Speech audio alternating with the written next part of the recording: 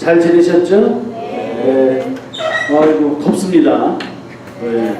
그 한국 있다 보니까 확실히 덥네요. 네. 한국은 좀 근데 우리 하와이도 추웠다고 들었습니다.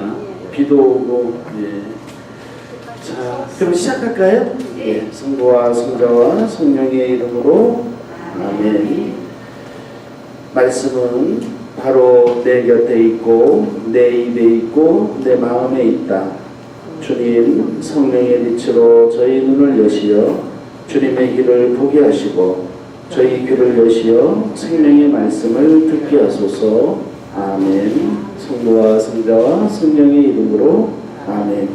네, 그 지난번에 61조까지 하셨죠? 그 우리 최 신부님이 임신부님이 그 전에 하셨고요. 그 다음에 이제 최 신부님이 아마 하셨을 겁니다. 제가 부탁하고 왔는데 아마 그렇게 하셨을 거고요. 자, 오늘은 이제 62조부터 이제 하게 되는데요. 오늘은 69조까지 그렇게 하도록 하겠습니다. 지금 마태복음 18장의 내용을 우리가 지금 보고 있는데 오늘은 이제 19절부터 내용입니다. 먼저 이제 함께 기도하면 아버지께서 들어주신다라는 마태복음 18장 19절부터 20절의 내용인데요. 자, 그러면 이제 19절부터 보겠습니다.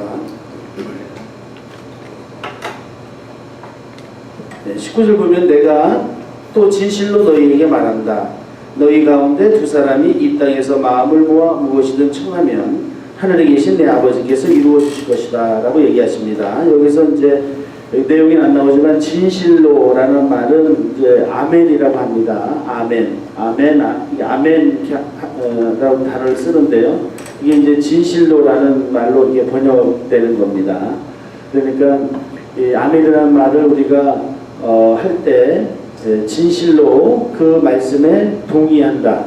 또 그 말씀을 진실로 하나님께 올려드린다. 뭐 이런 의미를 갖겠죠. 그래서 우리가 보통 기도 끝에는 다 아멘이라고 하죠. 그죠? 예, 아멘이라는 말이 그런 의미를 갖습니다.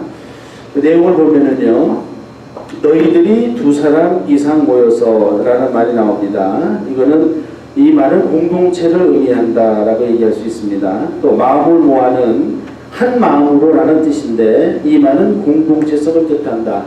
네, 역시 공동체성입니다. 그러니까 아까도 제가 강론 때 말씀드렸지만 하나님은 이 독단적인 한 개체로서 하나의 개체로서 존재하지 않으시고 어떻게 존재하십니까? 삼위일체로 존재하신다 이렇게 얘기합니다. 그럴 때 하나님도 공동체성을 갖는다 이렇게 얘기합니다. 그러니까 이 공동체성은 바로 각각의 구성원이 하나의 공동체를 이룬다는 뜻입니다. 그러니까 여기서 마음을 모아라고 할 때 이 마음을 모은다는 것은 여러 마음을 그냥 단순하게 모은다는 의미가 아니라 마음을 하나로 한다는 뜻입니다. 그러니까 두 사람 또는 세 사람, 뭐 네 사람, 뭐 100사람, 뭐 400사람 또는 뭐 우리 가톨릭 신자 모두가 한 마음으로 기도하는 게 중요하다는 겁니다. 그러니까 각 개인이 기도하면 그것도 중요한 의미를 갖지만 예수님이 강조하시는 것은 공동체성을 강조하십니다. 그러니까 두 사람 이상이라고 조건을 단다는 것은 공동체성을 말하는 것이죠. 그래서 이 두 사람 이상이 한 마음으로 라는 것이 굉장히 중요한 겁니다. 그래서 마음을 모아, 즉 서로 하나가 돼서 하나 된 것을 청해야 된다는 것이죠. 한 사람은 이렇게 청하고 한 사람은 저렇게 청하면 그거는 이 조건에 맞지 않다는 것입니다. 그러니까 예수님께서 그 청하면이라는 가정을 하셨잖아요. 그러니까 그거는 조건이 있다는 뜻입니다. 그러니까 무조건 다 들어주시지 않는다는 것이죠. 예를 들어서 다른 데서 어떻게 말씀하셨습니까? 성령께서 좋게 해주실 거라고 얘기했습니다.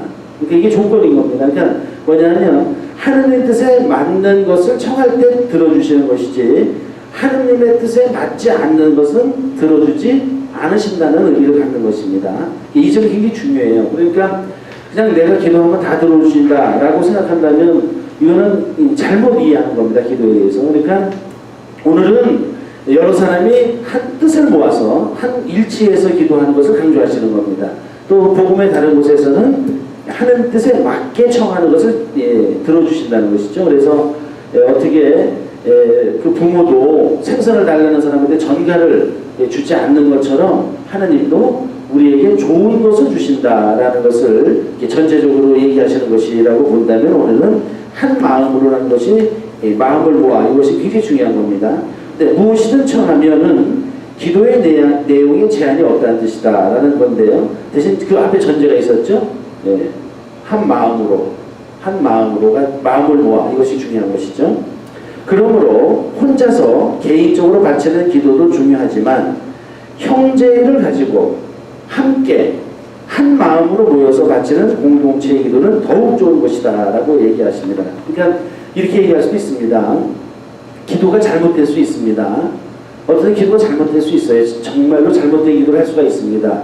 그러니까 그것까지도 기도에 속하는 것이죠. 왜 그러냐면 기도는 일회성으로 끝나는 것이 아니라 그 기도를 통해서 기도하는 사람이 바뀌는 것이죠. 그래서 그런 체험을 많이 하셨죠? 그 처음에 기도할 때와 나중에 기도할 때 기도 내용이 달라집니다. 그 무슨 뜻이냐? 기도하면서 기도하는 법을 배우는 것이죠. 그렇기 때문에 잘못된 기도도 하는 것이 중요하다고 또 말씀드릴 수 있습니다. 그러니까 제가 가끔 농담삼아 말씀드리면 분심이 들어도 기도를 계속 하시는 게 중요해요. 아예 분심 들으니까 기도 못하겠다. 이렇게 되면 그냥 끝나는 겁니다. 그러나 분심이 들고 부족한 기도라도 지속적으로 계속하는 기도가 의미가 있다라고 말씀드릴 수 있겠습니다.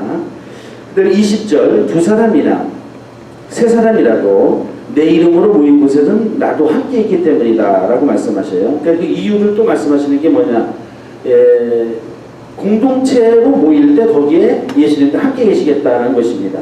그러니까 개인으로 있을 때도 물론 함께 하지만 더 중요한 것은 공동체로 있을 때 함께 한다는 것이고, 교회를 통해서 구원하신다는 것도 각 개인의 구원도 중요하지만 그것도 하나님께서 염두에 주시지만 더욱 중요한 것은 공동체로서 구원하신다는 겁니다. 왜 그러냐면 하나님과 단독으로 하게 되면 학습 효과나 자신의 변화가 늦어집니다.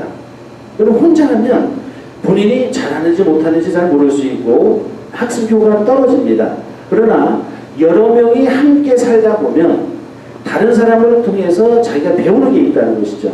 바로 하나님께서 그 점을 강조하시는 겁니다. 그러니까 각 개인이 옛날에 독수자라고 했죠.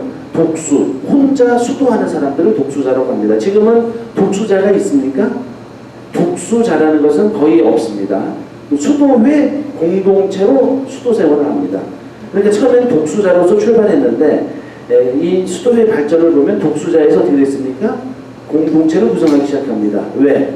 훌륭한 사고가 있다든지 또는 이 형제 수도자를 통해서 배우는 게 많다는 것입니다. 이게 인간의 본질적인 특성이라는 것이죠. 그렇기 때문에 그 점을 강조하신다고 볼 수 있겠습니다. 하느님이 개인의 청보다 공동체의 청을 더 잘 들어주시는 까닭이 20절에 명시되어 있다. 곧 둘이나 셋이 예수님의 이름으로 기도를 드리려고 모인 곳에는 부활하신 예수님도 현존하시며 함께 간구하시는 까닭에 성부께서 더욱 잘 들어주신다는 것이다. 그 옛날 하느님께서 이스라엘 백성과 함께 계셨듯이 이제 부활하신 그리스도께서도 하느님의 새 백성인 그리스도인들과 함께 계신다. 세상 종말까지 어느 날이나 그리스도인들과 함께 계시지만 특히 그들이 그리스도의 이름으로 기도하러 모여 있을 때 현존하신다 라는 점을 이제 각 공동체에서 강조합니다. 한 제자를 파문하기로 결정하는 것은 극히 중대한 일로서 많은 기도를 바치면서 결정하지 않으면 안 된다. 여기 보면 이 내용이 왜 나오는지 아시죠? 지지난주에 우리가 봤던 마태복음 18장 17절부터 18절의 내용입니다. 그러니까 교회 말도 안 들으면 어떻게 하는 겁니까? 세리처럼 여겨라 또는 이방인처럼 여겨라 이렇게 얘기합니다. 이 말이 무슨 말이냐면 우리 신자분들께서는 그런 경우를 거의 겪지 않겠지만 가끔 가다가 우리가 흔히 이단이라고 하죠. 이단이 있을 때 어떻게 됩니까? 나중에 교회 말 듣지 않으면 파문합니다. 그러니까 교회 밖으로 내보내요. 그러니까 이것은 어쩔 수 없이 하는 결정인데 그 이유는 뭐냐? 공동체를 위해서 그렇게 하는 겁니다. 그럼 이단적인 말을 하는 사람이, 사상을 가진 사람이 이 공동체를 깨뜨리기 때문에 그렇습니다. 그래서 잘못된 예수님의 가르침을 전하게 되면 교회가 갈라지고 거짓으로 가게 되기 때문에, 그래서 교회가 파문을 결정하는데, 이럴 때 파문을 결정할 때는 굉장히 신중하죠. 물론요. 이제 그 사람을 불러서 얘기도 하고 주의도 주고 또 필요한 경고도 주고 또 어떨 때는 벌도 줍니다. 어떤 신학자가 교회의 가르침에 맞지 않는 것을 가르치게 되면 어떻게 합니까? 이제 얘기하다가 나중에 일단은 강력한 조치로 이 가톨릭 교회에서는 강의 불가 이렇게 됩니다. 출판 불가, 그 서적 다 회수하고 판매 불가, 이렇게 이제 조치를 취해요. 그래도 말을 안 들으면 어떻게 되는 겁니까? 자꾸 어디 가서 얘기하고 그러면 어떻게 합니까? 그런 데는 파문시킵니다. 그러니까 교회 밖에 나가서 하라는 것이죠. 하려면 그건 뭐 자유니까요. 그렇지만 교회 안에서는 안 된다. 그것이 넓게 보면 교회 공동체 자체에서 그렇고, 이제 경우에 따라서는 이제 본당 공동체나 있을 수 있는데, 보통 파문은 본당 신부가 권한이 없습니다. 파문 정도 될 정도면 주교님부터 가능합니다. 그래서 나주에 윤율리아 사건이 있을 때 어떻게 했습니까? 광주 대교구장 주교님이 결정하시죠. 그거는 이단이다. 더 이상 거기서 집회도 안 되고 그리고 참가도 안 된다라고 결정을 하게 됩니다. 이게 주교님의 결정이지, 본당 신부는 기본적으로 주교님의 권한에 이렇게 예속되어 있다 이렇게 표현합니다. 그러니까 본당 신부는 주체적으로 그 판단을 못합니다. 파문 결정을 못하죠. 그래서 주교님만이 하실 수 있습니다. 교황님 말할 것도 없고요. 그래서 이제 그렇게 되는데요. 이제 그 얘기를 하면서 일단은 강하게 얘기한 거 아닙니까? 교회에서 내보내라. 그런데 쉽게 내보내지 마라. 그 과정을 충분히 밟고 용서와 화해, 사랑의 정신을 다한 다음에, 그래도 안 되면 파문해야지 그냥 쉽게 파문하면 안 된다. 왜 그러냐면 죄인을 사랑하시고 죄인을 받아들이셨던 예수님의 뜻하고는 거리가 먼 거죠. 그런 면에서 이제 우리가 앞으로 이제 좀 이따 우리가 보게 될 21절부터 그런 내용이 나오는 겁니다. 마테오는 이제까지 지도자들이 공동체 안에서 어떤 방식으로 규율을 잡아야 할지 가르쳐봤다. 하지만 그의 주요 관심사는 끈기와 인내심을 발휘하여 죄인들을 회개시켜야 하는 지도자의 의무였다. 이 점을 아주 명확하게 하기 위해서 마테오는 이제 베드로에게 모든 지도자의 마음에 당연히 떠오르게 되는 질문을 하게 한다. 자, 바로 이제 앞으로 다룰 내용입니다. 자, 서로 용서하라는 명령. 첫 번째, 형제가 죄를 지으면 몇 번이고 용서하라라는 마태복음의 내용입니다. 21절, 22절인데요. 그때 베드로가 예수님께 다가와 주님, 제 형제가 저에게 죄를 지으면 몇 번이나 용서해 주어야 합니까? 7번까지 해야 합니까? 하고 물었다. 예수님께서 그에게 대답하셨다. 내가 너에게 말한다. 7번이 아니라 77번까지라도 용서해야 한다. 자, 이 점을 이제 강조하시는 겁니다. 그래서 용서와 사랑, 화해가 전제되지 않은 파문은 정의라는 이름으로 저질러지는 폭력이 될 수 있다는 겁니다. 이 점을 마태복음사가는 이렇게 성서 내용을 배치하면서 그 점을 말하고자 했다는 것입니다. 몇 번이나 용서해 줘야 합니까? 라는 질문은 용서의 한계가 어디까지인가 라는 뜻이다. 마테오는 이 질문이 장차 예수님을 3번이나 모른다고 배신하게 될 베드로의 입에서 나왔다는 사실을 의도적으로 부각시키고 있다. 이는 베드로가 무한히 용서받아야 할 허물이 많은 우리를 대변하고 있는 것이다. 그렇죠? 바로 베드로 사도가 용서받을 사람이었습니다. 그것도 예수님한테 직접적으로 배반의 죄를 졌죠. 그렇기 때문에 아이러니하게 베드로 사도에게 이 말이 나왔다는 것이 이제 또 의미가 있다는 것이죠. 같은 사람을 30번씩 용서한다는 것도 많은 것인데 7번을 용서한다는 것은 자비가 극에 달한 것으로 여겨진다. 베드로의 7번까지 해야 합니까? 라는 말은 베드로가 생각하는 용서의 한계는 7번이라는 것을 드러낸다. 잘 아시겠지만 우리 신자분들 가끔 제가 이 내용이 나오면 질문합니다. 같은 건을 갖고 7번 용서해 보신 적 있으십니까? 굉장히 어렵다는 것이죠. 같은 건이죠. 같은 건. 같은 건을 갖고 7번 용서한다는 것은 이게 자체가 일단 어렵습니다. 그렇죠? 그런 내용인데요. 원래 성경에서 7은 완전한 수, 가득 찬 숫자이다. 7은 3의 4를 합한 숫자인데 3은 천상의 숫자이고 4는 지상의 숫자, 동서남북이죠. 숫자이다. 그러므로 천상과 지상이 결합한 7은 완전의 숫자이다. 참고로 3과 4가 곱해진 10이 역시 완전한 숫자이다. 12제자, 12부조, 이런 12의 의미가 있죠. 그죠? 그래서 단순히 12제자라는 게 중요한 것이 아니라 완전히 많은 제자라는 뜻입니다. 12부족도 12라는 의미에서 그냥 12부족이 한정되는 것이 아니라 하느님을 믿는 모든 사람이라는 뜻이에요. 그러니까 이걸 착각하면 안 됩니다. 그래서 저기 요한복음록에 14만 4천 명이 왜 나오는지 말씀드렸었죠? 14만 4천 명이 그거는 12 곱하기 12 신약과 구약 그 다음에 1000 12, 12도 굉장히 큰 숫자인데 거기에 1000까지 넣습니다. 무수히 많다는 것입니다. 그래서 14만 4천이 되는 겁니다. 그러니까 이걸 갖다가 14만 4천 명 이렇게 생각하면 성서를 매우 잘못 이해하는 겁니다. 그러니까 굉장히 많은 숫자라는 뜻입니다. 14만 4천은요. 그러므로 베드로는 이렇게 완전한 숫자인 7번이 하느님의 용서의 한계라고 추측했을 것이다. 그러나 예수님의 대답은 7번도 엄청 많다는 거죠. 예수님의 대답은 베드로의 단순한 상상력을 넘어선다. 그분은 한없이 용서하라고 당부하신다. 7번이 아니라는 말씀은 한계를 정하지 말라는 말씀이다. 그래서 77번이라는 말씀은 무한히라는 뜻이다. 그러니까 7이죠. 7이 2번 있는 겁니다. 그러니까 이거는 완전함을 넘어서 그 더 완전함을 추구한다는 의미죠. 공동체가 용서할 줄 모르거나 용서에 매우 인색할 경우 구성원들 간의 유대는 점차 약화되어 결국은 사라지고 만다는 것을 예수님께서는 알고 계셨다. 용서는 건물을 유지시키고 힘을 주는 회반줄과 같다. 이제 예수님은 용서에 대한 가르침을 좀 더 알기 쉽게 매정한 종이의 비유로 설명하신다. 이제 이렇게 단언적으로 말씀하시면서 이제 비유를 드십니다. 이 비유는 이제 그 용서의 또 다른 측면을 또 부각시키십니다.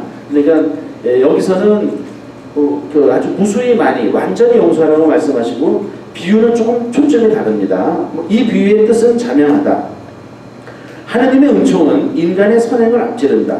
하느님은 무한한 용서를 베푸신다. 그러니 하느님의 무한한 용서를 받은 인간은 이웃의 작은 허물을 마땅히 용서해야 한다는 것이다. 그러니까 무한히 용서한다는 것도 있고요. 그 무한히 용서해야 되는 이유가 뭐냐? 하느님은 그렇게 완전하게 용서를 하시는데 인간은 좀 부족하죠. 그 부족한 점을 인정하는 겁니다. 하느님도. 그러나 그렇게 하느님처럼 그렇게 용서하려는 자세 이걸 버려서는 안 된다는 것이죠. 그리고 또 강조하시는 게 뭐냐면 여기는 이렇게만 얘기하시는데 주의 기도, 주님의 기도 할 때 뭐라고 하십니까? 너희가 서로 용서하면 나도 용서할 것이고 너희가 용서하지 않으면 나도 용서하지 않을 것이다 라는 말씀이 연결되는 내용인 것이죠. 그래서 제가 한번 말씀드린 신과 함께라는 영화 보셨습니까? 혹시 제가 강의 때 한번 말씀드렸었는데 신과 함께라는 영화 맨 마지막 장면 거기서 연말 내용이 그렇죠. 나는 너를 용서 안 할 건데 너희 어머니가 너를 용서했기 때문에 나도 용서한다. 이게 저는 굉장히 이게 문화 영화 속에 담겨져 있는 하느님의 그 가르침을 아주 드라마틱하게 표현한 것이죠. 거의 이제 그냥 지옥 아수라장 갈 뻔했습니다. 아수라 지옥이든 어디나 지옥을 갈 뻔했는데 어머니죠. 아마 어머니들이 용서 받은 겁니다. 그러니까 염라대왕으로 멋있는 배우지 않습니까? 정우성인가요? 그 배우가 나도 그렇기 때문에 용서한다. 아주 감동적인 내용이었습니다. 저는 거기서 그게 가장 기억에 남습니다. 자, 하느님께는 번번이 도와달라고 용서해달라고 베풀어달라고 청하지만 정작 자신은 도와주지 않고 용서하지 않고 베풀지 않는 것이 인간의 모습이다.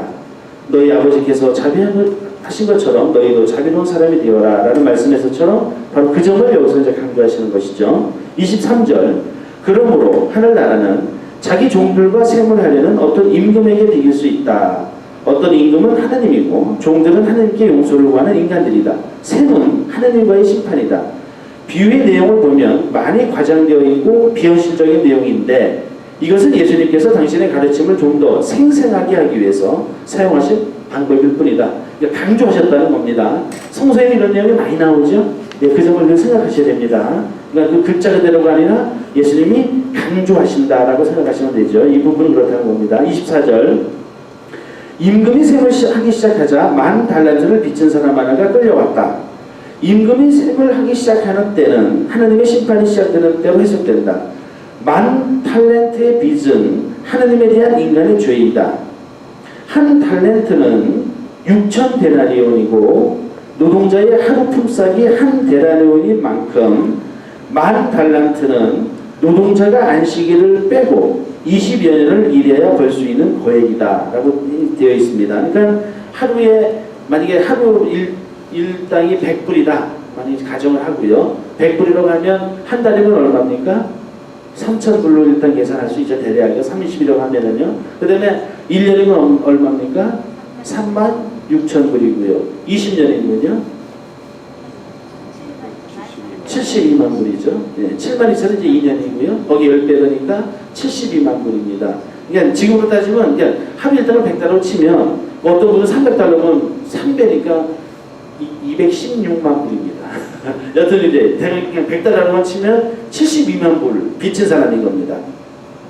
그러나 이것은 중요하지 않고 당시 생각해낼 수 있는 가장 큰 액수와 가장 큰 화폐 단위를 사용해서 갚을 수 없는 큰 빚이라는 것을 과장되게 나타내는 것에 의미가 있다. 즉 하느님께 지은 죄는 인간 자신의 능력으로 속죄하는 것이 불가능하다는 의미로 이렇게 과장되어 기록한 것이다.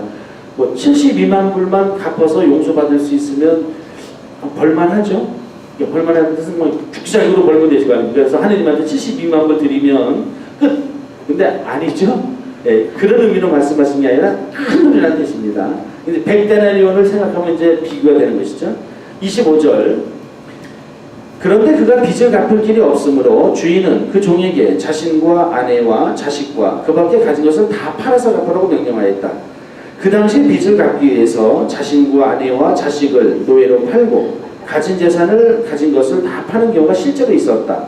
그만큼 큰 빚이라는 뜻이다. 그러니까 존재 자체가 다 망가진다는 의미죠. 그냥 혼자가 아니라 가정 자체가 망가질 정도로 중대한 그 결과가 나오는 문제라는 뜻입니다. 그러니까 그러니까 72만 불이라는 의미 자체보다는 아주 매우 중대한 아주 치명적인 결과를 초래하는 그만큼의 하느님에 대한 빚이라는 뜻이죠. 26절이요. 그런데 그가 빚을 갚을 길이 없으므로 주인은 그 종에게 자신과 아내와 자식과 그 밖에 가진 것을 다 팔아서 갚으라고 명령하였다. 여기에서 갚겠다는 약속이 아니라 애원하는 태도의 강조점이 있다. 그러니까 그렇게 이제 애원하는 것이죠. 즉 왕이 그 종을 놓아주는 것은 그가 약속했기 때문이 아니라 그가 애원했기 때문이다. 그러니까 모든 것을 다 망가뜨리고 갚을 수 있다는 뜻입니다. 그러니까 그렇게 한다는 것이 아니라 이제 딱 그 정도로 심각하니까 봐달라는 것이죠. 27절. 그 종의 주인은 그러자 그 종이 엎드려 절하며 제발 참아주십시오. 제가 다 갚겠습니다 하고 말하였다 라는 내용입니다. 거기까지입니다. 그 다음에 27절. 그 종의 주인은 가엾은 마음이 들어 그를 놓아주고 부채도 탕감해 주었다. 주인은 그 종을 가엾게 여겨 그를 놓아주고 부채도 탕감해 준다. 이것은 현실 세계 안에서는 일어나기 어려운 일이다. 여기에서 가엾은 마음은 하느님의 자비, 용서, 사랑을 뜻한다. 그를 놓아주고 부채도 탕감해 주었다는 것은 빚 자체를 모두 없애주었다는 뜻이다. 이것이 바로 하느님의 용서이다. 인간 자신의 능력으로 되는 것이 아니라 순전히 하느님의 자비로 되는 일이다 라는 이제 말씀이고요. 28절. 그런데 그 종이 나가서 자기에게 100데나리온을 빚진 농녀 하나를 만난다. 그러자 그를 붙들어 멱살을 잡고 빚진 것을 다 갚아라고 말하였다. 아까 계산을 한던 100데나리온은 얼마겠습니까? 100달러 곱하기 100이니까 만불이죠. 10,000불입니다. 10,000불 빚진 사람 72만 불 빚져서 탕감받았는데 72분의 1 10,000불 빚진 사람에게 이제 대하는 태도가 이렇다는 겁니다. 첫 번째 종은 자기가 엄청나게 큰 액수의 빚을 탕감받았다는 사실을 생각하지 않고 자기 동료가 자기에게 빚진 적은 액수의 빚을 갚으라고 강요하고 있다 라는 내용입니다. 29절. 그의 동료는 엎드려서 제발 참아주게 내가 갚겠네 하고 청하였다. 그러니까 10,000불 정도면 그러니까 이제 가족 뭐 재산 다 팔 필요는 없죠. 이제 그러니까 10,000불 정도면 내가 그것까지는 안 하고요. 그러니까 아주 그렇게 큰 충격적인 치명적인 건 아니라는 거죠. 그렇지만 내가 갚겠다. 좀 기다려달라 이렇게 청하는 것이죠. 그의 동료 역시 빚을 갚을 능력이 안 되어서 애원하고 있다. 이것은 하느님께 빚진 것이든 이웃에게 빚진 것이든 간에 빚진 사람의 처지는 같다는 것을 나타낸다. 그저 자비를 베풀어 달라고 애원할 뿐이다. 용서는 흥정이나 거래가 아니라 자비이다. 이제 이런 내용이죠. 그러니까 좀 이제 애원을 또 하는 겁니다. 좀 기다려 달라고요. 그러니까 이제 그 태도가 30절, 34절에서 나옵니다.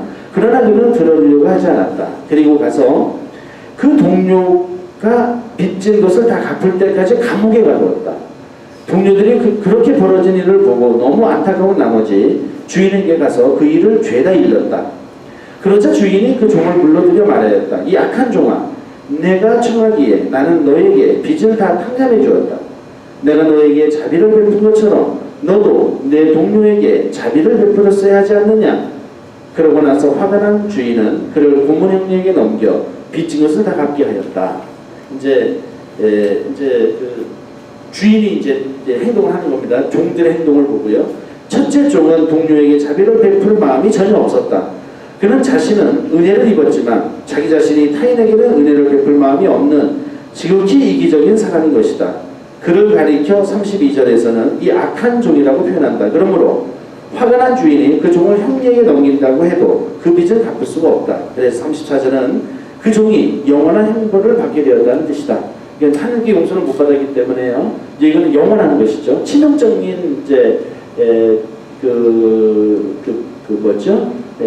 가품을 이제 안게 된 겁니다. 그러니까 이제 만불을 가진 그 종은 하느님이 언급하지 않죠. 그러니까 이제 그 종은 역시 하느님께서 용서를 자비로 베풀어 주실 거라는 것을 이제 염두에 두는 것입니다. 35절.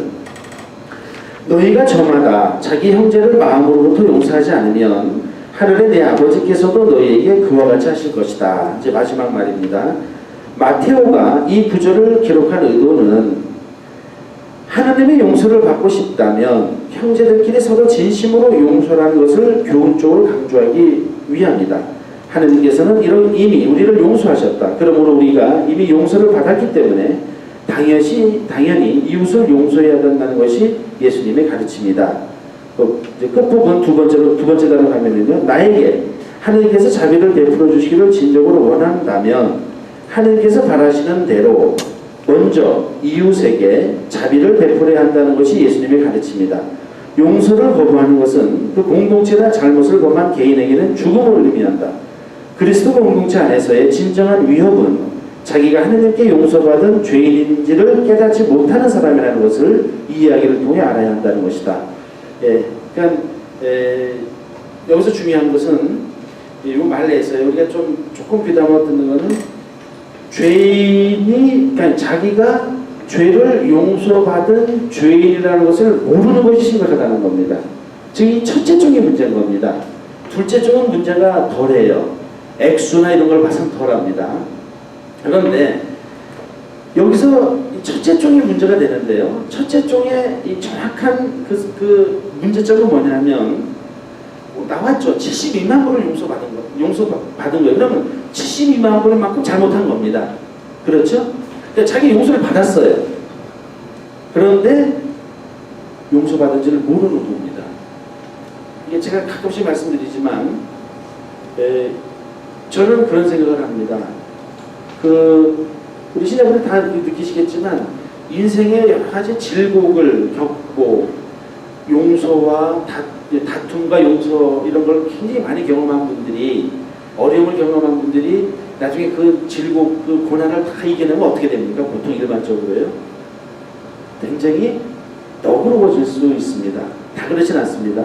굉장히 너그러워질 수가 있어요. 그래서 오히려 다른 사람을 잘 용서할 수 있어요. 제가 본인이 다 겪은 거니까요. 그리고 심하게 고통받고 그 고통받는 중에 용서를 체험하고 하나님을 통해서 그걸 느낀 사람들이 보통은 용서를 잘해줍니다. 근데 문제는 뭐냐면요. 그렇게 어려움을 많이 겪고 잘못도 많이 했으면서 그 어려움을 막 겪었던 경우에 용서를 체험하지 못한 사람, 용서를 체험하지 못하면 어떻게 됩니까? 사람이 무서워집니다. 그래서 엄청 이렇게 뭐라 할까요? 잔혹한 너무 심한 말이에요. 그러니까 굉장히 여유롭지가 않아요. 그래서 어려움을 많이 겪은 사람 중에 어떤 사람은 완전히 인생이 바뀝니다. 그래서 정말 완전히 다른 사람으로 태어날 수 있는데 그 어려움을 겪었음에도 불구하고 용서를 체험하지 못하면 용서할 줄은 모릅니다. 굉장히 무서워져요. 굉장히 자기가 강해지고요. 이럴 때 관건은 뭡니까? 용서 체험을 했느냐 안 했느냐가 굉장히 중요하다고 생각을 합니다. 그러니까 그 값비싼 수업료를 내놓고 그러고도 모르는 겁니다. 오히려 더 무서워지는 거예요. 이런 경우가 정말 보면 이제 정말 이렇게 뭘까요? 인생이 그 나이가 들어갈수록 더 안 좋은 쪽으로 갑니다. 그래서 어떤 경우가 있습니까? 그런 경우에는 연세가 많으시고 그런데도 불구하고 훨씬 꼬장꼬장하고 온 고집에 그냥 늘 비판적이고 늘 반대하는, 그리고 막 너무 다른 사람을 단죄하고 이런 경우 보시죠. 그런 경우는 첫째 종의 체험을 하는 겁니다. 용서를 못 깨달은 거예요. 그런데 첫째 종처럼 많은 잘못을 했음에도 불구하고 용서 체험을 받았으면 그러면 훨씬 더 자비로워질 수 있다는 것을 우리 체험하지 않습니까? 그래서 우리 그런 말 하지 않습니까? 벼가 연글면 어떻게 됩니까? 여기다 숙이듯이 사람이 연글면 어떻게 됩니까? 연근다. 저하고 비슷하네요. 연글면 어떻게 됩니까? 고개가 숙여진다는 게 뭡니까? 겸손해지고 다른 사람을 잘 이해할 수 있다는 거거든요. 겸손해지면 다 되지 않습니까? 그 점을 생각할 수 있고요. 또 한 가지 가끔 제가 말씀드리지만 더 심각한, 그것도 못지않게 심각합니다. 문제는 뭐냐면 그래도 죄인이라고 생각하면 그래도 가능성이 많습니다. 본인이 난 죄인이다 라고 생각하면 가능성이 많은데 나는 죄인이 아니다. 나는 그동안에 내가 한 건 다 잘한 것이고 다 남이 잘못한 거다. 나는 항상 옳았고 지금도 옳고 앞으로도 올 거라고 확고한 생각을 갖는 경우가 있습니다. 그럼 정말 이 경우는 이제 더 심각해질 수 있습니다. 못지않게 심각한 겁니다. 이것이 바로 이 용서의 아주 중요한 것 중에 하나인 것 같아요. 그래서 예수님께서 죄인이라고 고백하는 사람들은 다 어떻게 하셨습니까? 한결같이 용서해 주십니다. 저는 죄인입니다. 제가 죄를 졌습니다. 이런 사람은 다 용서하셔요. 죄인이라고 인정하는 사람은. 근데 중요한 것은 예수님이 용서해주고 싶어도 자기가 죄인이 아니라고 하고 용서를 청하지 않으니까 하나님의 용서를 해줄 수 있겠습니까? 없겠습니까? 없다고 보여집니다. 그래서 저는 그런 생각을 가끔 합니다. 너무 막 훌륭하게 살면은요, 가끔 잘못하면 이걸 영적 교만이라고 하는데요, 영적 교만에 대해서 굉장히 더 무서워집니다. 그래서 이 영적 교만의 최고의 단계가 뭡니까? 종교 전쟁입니다. 이 종교 전체가 그렇게 변한 겁니다. 그 종교인 전체가 나는 무조건 옳고 남은 다 틀린 겁니다. 그거 어떻게 합니까? 죽여야죠. 어떻든 간에 물론 죽여야 되는 건 아닙니다. 방법이 해결은 한데 극단의 방법이 뭡니까? 전쟁을 일으키는 겁니다. 이 종교 전쟁은 그 공동체의 적나라한 모습이고, 우리 각 개인을 보면 개인의 종교 전쟁 또는 개인의 신앙 전쟁이죠. 내 신앙이 맞다는 겁니다. 내 신념이 맞고, 그럼 어떻게 됩니까? 전쟁이 벌어지죠. 그래서 전쟁은 어떤 나라 간의 현상이라는 건 개인의 그 현상은 뭡니까? 싸우죠. 그리고 비난하고 매도하고 단죄하는, 이게 바로 개개인의 종교 전쟁이 될 수도 있다고 이렇게 보여집니다. 그렇게 생각할 수 있고, 그 다음에 이제 묵상으로 가서요. 중간쯤에 있습니다.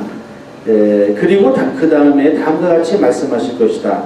하늘의 내 아버지께서 너희를 그렇게 용서하시는 것처럼 너희도 저마다 자기 형제를 그렇게 마음으로 용서하여라.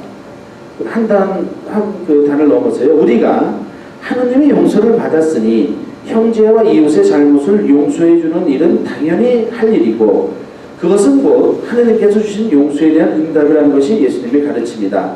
용서뿐만이 아니라 사랑에도 마찬가지 원리가 적용된다. 우리가 하느님의 사랑을 받았으니 우리도 이웃을 사랑해야 한다는 것이다.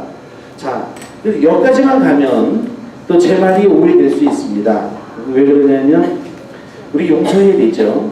근데 용서는 하되요. 옳고 그름을 판단을 해야 됩니다.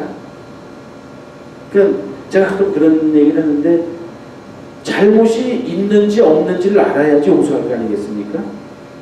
그러니까 자기 자신도 내가 잘하는지 못하는지를 알아야지 용서를 청할 수 있고요. 다른 사람도 정확하게 엄밀히 말한다면 용서한다는 건 뭡니까? 잘못한 것을 전제하는 거죠. 근데 예를 들면 잘못하지도 않았는데 잘못했다고 하고 용서한다고 하면 이거는 그냥 그 자체가 아무 의미가 없는 겁니다. 그래서 이제 정의의 문제가 나옵니다. 제가 늘상 말씀드리는데 제가 앞부분만 말씀드리면 마치 우리는 아무 소리도 안 하고 그냥 무조건 용서하고 무조건 그냥 이렇게 된다고 생각하는데 그렇지 않습니다. 네, 예수님은 항상 그렇게 가르치셨고요. 자, 이제 뒷부분을 말씀드리는 겁니다. 혹시 이 앞부분만 생각하면 우리가 용서나 사랑을 잘못 이해할 수 있습니다. 자, 뒷부분을 말씀드리겠습니다. 그런데 그런 예를 들면서 반박하는 사람들이 잘못 생각하는 것이 있다. 예수님께서 가르친 용서라는 것은 악과 범죄와 불의 등을 보고도 못 본 채 하는 것이 아니다. 용서를 한다고 해도 정의는 실현되어야 한다. 따라서 범죄자는 범죄에 상응하는 처벌을 받아야 한다. 즉 죄값, 보석을 치러야 한다. 정의가 제대로 실현될 때 그때 용서가 의미가 있다. 그러니까 정의가 실현되는 게 뭐냐면 잘못한 것이 있다고 할 때 용서할 수 있는 거 아니겠습니까? 잘하는 걸 용서하실 필요 없죠. 잘하는 걸 용서할 필요가 없죠. 네. 근데 잘못하는 것이 있을 때 용서하는 겁니다. 그렇기 때문에 전체적으로 잘못하는 것이 있는 것을 또 어떻게 받아들일 거냐에 관한 얘기입니다. 잘못하는 거 있어도 용서는 하셔야 되죠. 그래서 제가 가끔 비유로 말씀드리죠. 죄인은 미워해도 됩니까? 그러니까 미워한다는 건 안 됩니다. 그러나 정의를 세우는 해야 된다는 것이죠. 그러니까 정의를 세우는 것과 미워하는 것은 다른 문제죠. 그죠? 그러니까 미워해도 된다는 것은 아닙니다. 그러나 정의는 세워야 된다는 것이죠. 옳고 그름은 따져야 되고 옳은 것이 이렇게 승리할 수 있도록 해야 된다는 것입니다. 이 요점을 말씀드리는 겁니다. 그 밑으로 좀 내려가면 용서를 받으려면 먼저 회개해야 하고, 즉 용서를 받으려면 먼저 회개해야 하고 하는 의미가 뭡니까? 용서받을 사람, 즉 죄를 지은 사람인 거죠. 잘못을 한 사람이 뭘 해야 된다는 겁니까? 회개. 예수님도 죄인을 용서하셨습니다. 근데 죄인을 저는 죄인입니다 하고 그냥 뻔질하게 죄 져놓고 저는 죄인입니다 하고 가서 예수님한테 저는 죄인인데요. 그럼 내가 너 용서해주마. 이렇게 했습니까? 어떻게 했습니까? 회개하는 것이 있었다는 겁니다. 예수님도 뭐라고 하셨습니까? 나는 회개하는 죄인을 용서하는 것이지 회개하지 않는 죄인은 용서하지 않는다는 겁니다. 용서를 받으려면 먼저 회개해야 하고 회개했다면 당연히 죄값을 치러야 한다. 한 번만 용서해달라고 빌 때 처벌까지 면제해달라고 한다면 그것은 거짓 회개이다. 그렇죠? 그냥 처벌을 받을 각오를 해야 된다는 것이죠. 여기 보면 예를 듭니다. 사실 돈 1,000원은 별것도 아니다. 여중생을 살해한 죄에 대한 죄값은 평생 죄값을 치러야 하고 계속 보속해야 할 것이다. 단순하게 정리하면 이렇다. 하느님께서 우리를 무한정 용서해 주시지만 그것은 지옥행을 면제해 주시는 것일 뿐 연옥행까지 면제되는 것은 아니라는 것이다. 이 말은 뭐냐면 이 죄에 대한 보속을 해야 된다는 겁니다. 회개를 하고 보속을 해야 된다는 것이죠. 그래서 잠벌을 치러야 된다는 것이죠. 이건 정의의 문제입니다. 죄를 지었는데 아무런 처벌도 안 받고 보속도 안 하고 하나님의 용서를 받고 천국으로 직행한다는 것은 있을 수 없다. 그건 너무나도 불공평한 일이다. 하느님은 사랑과 용서를 베푸시는 자비 하느님이시면서 동시에 우리의 모든 억울함을 풀어주시는 정의의 하느님이시다. 정말 회개했다면 용서받고 싶다면 스스로 먼저 죄값을 치는 자세를 보여야 한다.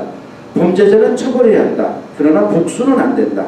처벌받은 죄인이 회개하고 용서를 청하면 용서해야 된다. 그러니까 여기서 복수라는 말을 꺼내는 게 뭐냐면 예수님의 한결같은 가르침이죠. 복수하면 안 된다는 겁니다.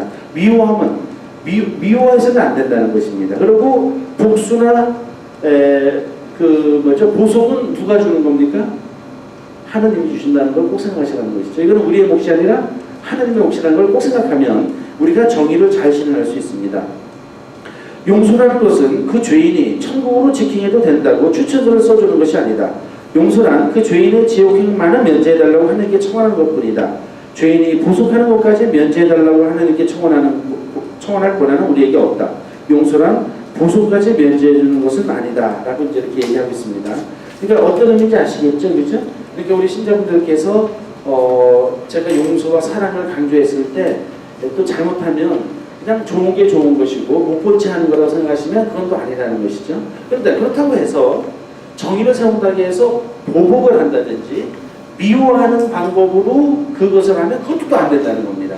그것이 예수님 말씀하시는 죄인 사랑이고 원수 사랑이고 복수하지 말라는 겁니다. 그러니까 복수를 하면 안 됩니다. 그럼 어떻게 하라는 얘기입니까, 하느님? 어떻게 하라는 얘기입니까? 그러니까 예를 들어서 저는 이렇게 생각합니다.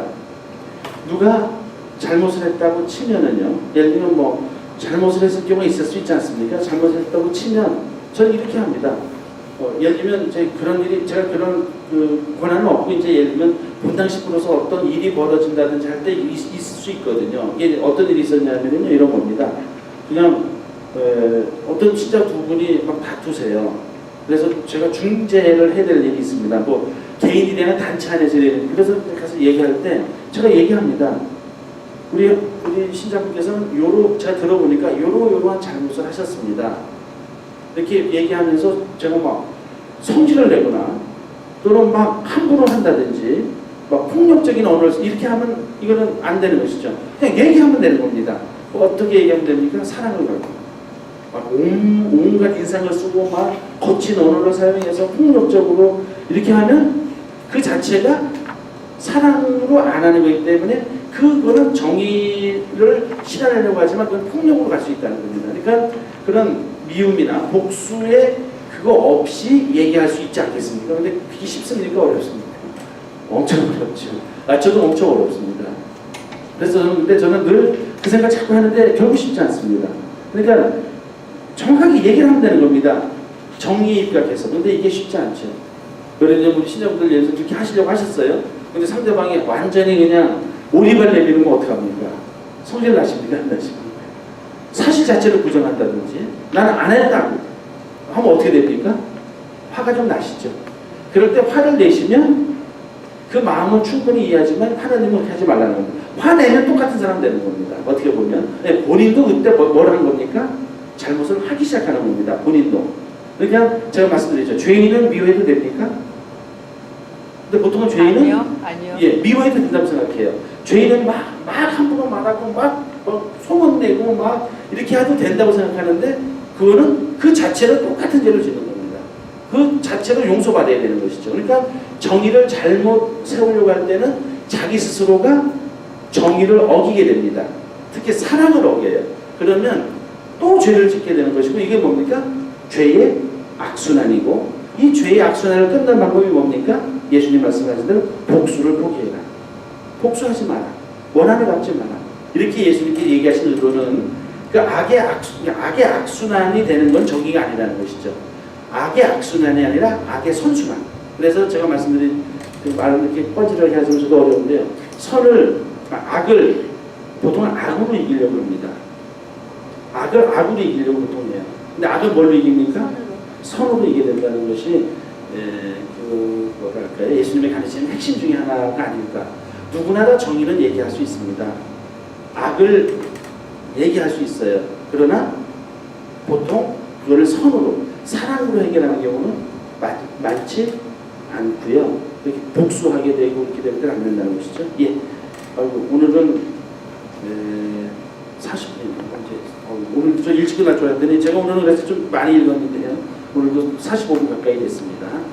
자, 그러면 마침 기도하겠습니다. 우리 다음 주는 특별한 변수 없죠? 네, 그럼 또 나눠가시고요. 성부와 성자와 성령의 이름으로 아멘. 말씀은 내 발의 등불이요 나의 길에 빛이 옵니다. 주님, 저희가 성서를 생명의 말씀으로 믿고 기도하며 살고 선포하게 하시어 언제나 성령 안에서 평화와 기쁨을 누리게 하소서. 아멘. 성부와 성자와 성령의 이름으로 아멘. 수고하셨습니다. 고맙습니다.